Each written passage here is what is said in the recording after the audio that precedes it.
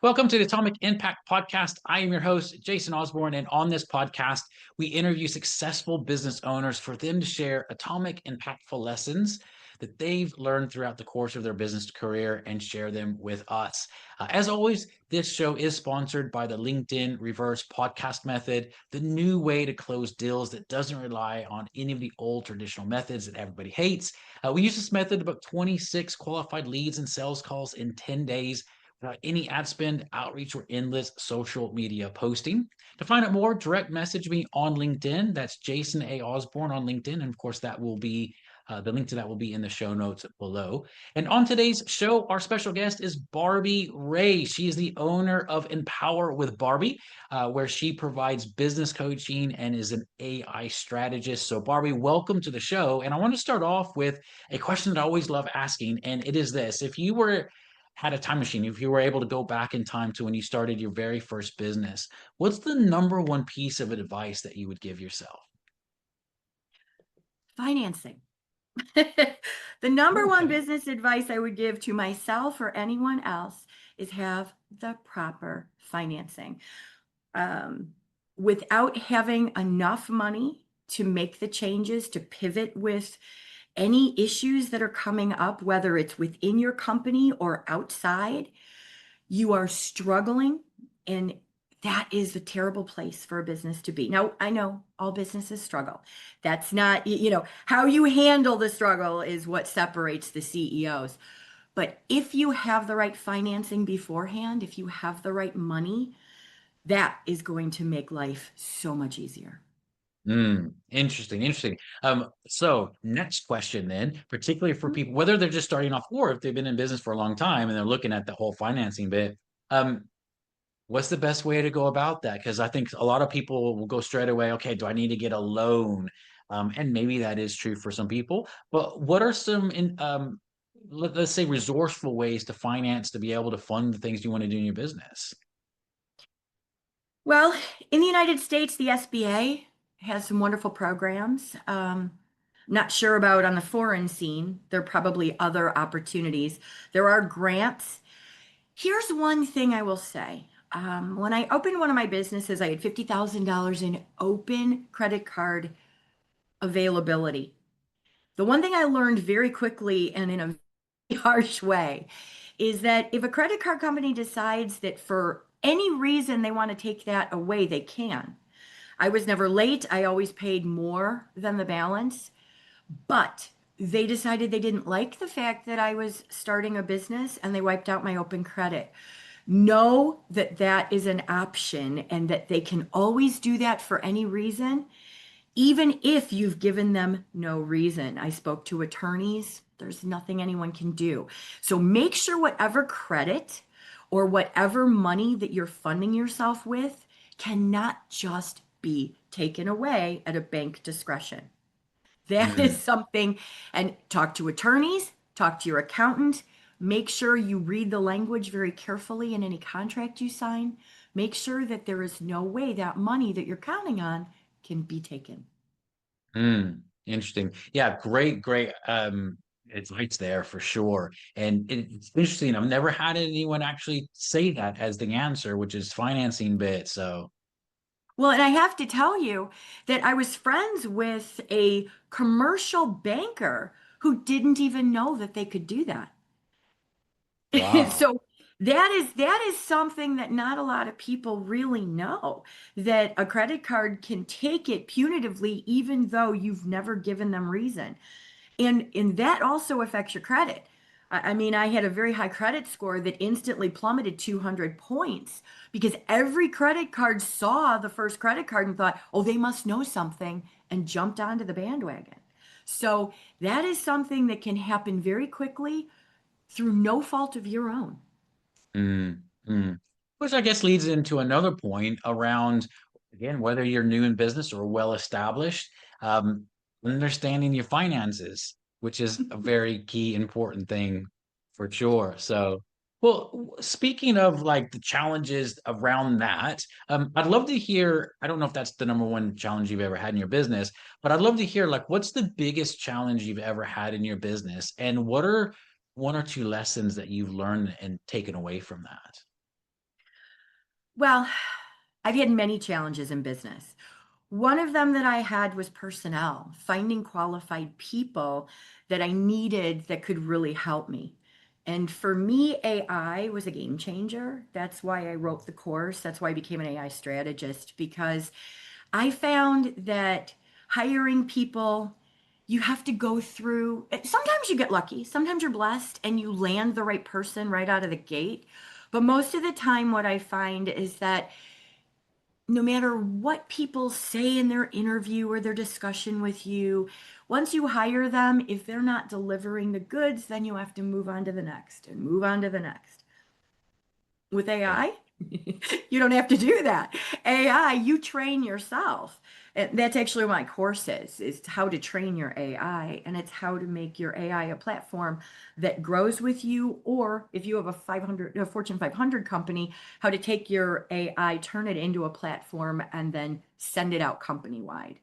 So Mhm. for me, AI was the game changer because I was able to just multiply what I can do by having me, by having a bunch of me's running around. There was a movie out about that once, and I thought, God, what a fabulous idea. I would love to be able to clone me because then I don't have to explain to everybody what I need. AI did that. I was able to clone the perfect employee over and over and over again and send them into the direction I needed them to go. Mm. Yeah, I love that. I love that. So speaking of all of that, AI and training up, AI to do certain things. And I know where we are right now in that it's a lot of it's emerging in a lot of different ways. What are some of the big challenges that you're finding that companies are facing, maybe fears around that, or just maybe lack of understanding? I hear this all the time. People are terrified of AI. And I understand the fear base. There's been movies and there's been videos out there of AI talking in its own language to itself and taking over the command buttons, and I don't know how much of that is real and how much of that is AI because it's hard to tell anymore. But I will tell you this. This is my opinion. AI is here. If you're not training yours, your competitors are training theirs. And I have no fear of AI by itself. AI, if you don't know, AI requires a ton of electricity. And the power plants require humans to diagnose issues and physically maintain these power plants. So AI by itself is a symbiotic coexistence with us. They need us as much as we need them. So I don't fear AI. The only thing I do fear, and this is why I tell people, if you really are afraid of a Terminator type ending to life, there are companies and there are governments that are putting together robots. That's what you should fear. If a robot can take the place of human abilities and a robot can do the physical maintenance of something, and AI learns to control those robots, humans are no longer necessary. So for me, AI is not something to be afraid of, it's something to partner with. If you have a fear of a long term issue, my belief is that robotics are the place that could get us in trouble. Yeah, interesting, interesting. Is there let's look at some of the strategy behind what AI is good for businesses. Can you give one or two tips that are like just at a great almost no brainer that maybe people haven't thought of, like what AI can do for a business? Well, to me, the sky's the limit. AI can do anything and everything. There are guardrails, which is why AI will never replace humans because the ethical, the guardrails, the emotional, all of the things that make us beautifully human are what keeps all of our jobs open. But AI takes all of the menial tasks. So if you hire someone because they have this amazing skill set, and then you give them an AI team member in their department, now all of a sudden, all of the busy work is handled by AI, and their skill set is then elevated because that's all they're doing. They're utilizing their skill set to move your company forward. So the ROI, the sky's the limit. And for AI, it's all about understanding that they don't think like us and they do not communicate like us. It's all predictive. They're really autocorrect on steroids until you understand what their limitations are and you train them. So, building an AI platform for your business is all about giving it a library and teaching it everything about your business it needs to know. And then you have to take all that information and you have to understand how to speak to it, which is the prompting. They talk about prompt engineers. Prompt engineer basically means you are formulating the questions correctly to get the information out of your AI that is going to move you forward with whatever direction you're heading in. That's what you need to learn how to do. And once you have those questions that you have found that are successfully getting you to where you want to go, build a library. If you build a library base, then you go to your library and you go to a marketing bank and you go, okay, I need a marketing question answered for me. So you pull and you look at the ones that have given you all the things. I need to know something about a competitor, something about how I'm going to get an edge, something about the third quarter.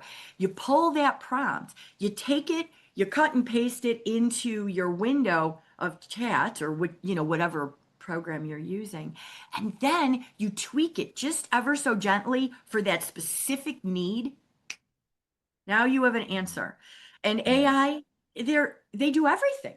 You deep dive the internet. They can tell you everything going on that's been online about your competitors and give you Yeah. that edge. And they can do it in Yeah. seconds. Yeah, yeah. Which is powerful, really, really powerful, which is amazing. Well, I know that with how fast everything's changing in AI, this may be a little bit of a challenging question to ask you, but what do you want to achieve in the next 2 to 3 years in business? What are your goals? Well, you know, being a speaker and being on stages, I was talking about AI to people and I was helping them. I was giving them action steps and ways to improve their AI. What I found was it just gave more and more questions. That the more people learned, the more people needed to know, which is why I developed the course. So for me, I developed over 300 documents, blueprints, pathways, graphs, charts, everything to take your AI from basically a search engine, which is where a lot of people are using their AI, to an entire platform that can literally go and infiltrate every division in your corporation. So, what I want to do is get every single CEO out there, from a solopreneur to a Fortune 500 company, in the AI world where they want to be. And then as they're learning and they're understanding and they're incorporating this platform, when they see new opportunities, they have no fear. They implement them. Yeah, And that's one of the things that was so important to me because the amazing. more I learned, the more I realized people needed that information. And Yeah, I developed this system to move with AI. So right now, SI is on the horizon. It's the synthetic intelligence. So if synthetic intelligence becomes the next step in advancement, everything in my course actually works with that too. And what if it doesn't? What if something pivots and there's a new thing on the horizon? I tried to make it so that everything there is all pivotable because I amazing. really want people to see and utilize AI the way I have. And Yeah, I want people to be happy and comfortable with it. So I made it simple, yeah. digestible, and usable regardless of where we go. Amazing, amazing. Well, Barbie, for anyone that wants to get in touch with you or find out more about you, what's the best place for them to do that? Empowerwithbarbie.com. Amazing. Love it. Very simple. Make sure and check out Barbie. And just want to say thank you, Barbie, for being on the show. Absolute pleasure. And as a reminder for everyone, this show is sponsored by the LinkedIn Reverse Podcast Method, the new way to close deals that doesn't rely on any of the old traditional methods that everybody hates. To find out more, direct message me on LinkedIn to have a chat. That's Jason A. Osborn on LinkedIn. And the link to that will be in the show notes below. And until next time, stay inspired.